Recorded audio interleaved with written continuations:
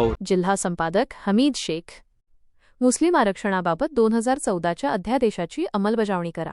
फैजपूर येथे कौमी एकता फाउंडेशनचे प्रांत अधिकाऱ्यांना निवेदन। महाराष्ट्र राज्यातील मुस्लिम समाजाच्या प्रलंबित आरक्षणाचा प्रश्न तात्काळ निकाली काढून मुंबई उच्च न्यायालयाने वैध ठरवलेले 5% शैक्षणिक आरक्षण लागू करावे, या मागणीसाठी कौमी एकता फाउंडेशनच्या वतीने फैजपूर येथील प्रांताधिकारी कार्यालयात निवेदन देण्यात आले। हे निवेदन फाउंडेशनचे पदाधिकारी शेख कुर्बान, शेख करीम, शेख इरफान, शेख कुतुबुद्दीन आणि सय्यद असगर यांच्या नेतृत्वाखाली सादर करण्यात आले। महाराष्ट्र शासनाने 9 जुलै 2014 रोजी एका विशेष अध्यादेशाद्वारे मुस्लिम समाजाला 5% आरक्षण जाहीर केले होते। या निर्णयाला मुंबई उच्च न्यायालयानेही जनहित याचिका क्रमांक 8/2014 अंतर्गत मान्यता दिली होती।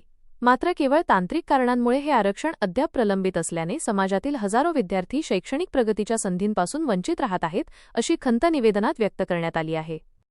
कौमी एकता फाउंडेशनने या निवेदनाद्वारे शासनाकडे विविध मागण्या मांडल्या आहेत। यामध्ये प्रामुख्याने सच्चर समिती आणि मेहमूद उर रहमान समितीच्या शिफारसींनुसार मुस्लिम समाजाला शिक्षण क्षेत्रात तातडीने 5% आरक्षण लागू करावे, अल्पसंख्याक विद्यार्थ्यांसाठी असलेल्या शिष्यवृत्ती, वसतिगृहे आणि शैक्षणिक कर्जाच्या योजनांमध्ये वाढ करून त्यासाठी स्वतंत्र निधीची तरतूद करावी, अशा मागण्यांचा समावेश आहे।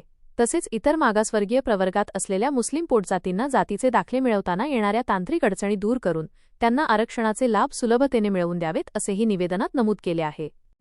निवेदन सादर करतेवेळी संघटनेचे अध्यक्ष शेख कुर्बान, उपाध्यक्ष शेख इरफान, सय्यद असगर, मलक शाकीर, शेख इद्रिस, कलीम खा, शेख गुलाब, जफर अली, उजेफ खान यांच्यासह फाउंडेशनचे अन्य पदाधिकारी व कार्यकर्ते मोठ्या संख्येने उपस्थित होते।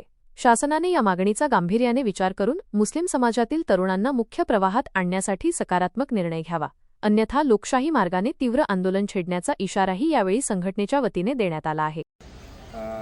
कल जो न्यूज़ पोर्टल पे चल रहा था कि सरकार ने मुस्लिम समाज का आरक्षण रद्द किया है, तो उसकी हकीकत ये है कि ये 9 अप्रैल 2014 का एक अध्यादेश था, जिसमें माननीय उच्च न्यायालय मुंबई ने ये कहा था कि मुस्लिम जो है समाज आर्थिक और शैक्षणिक मागासलेला है।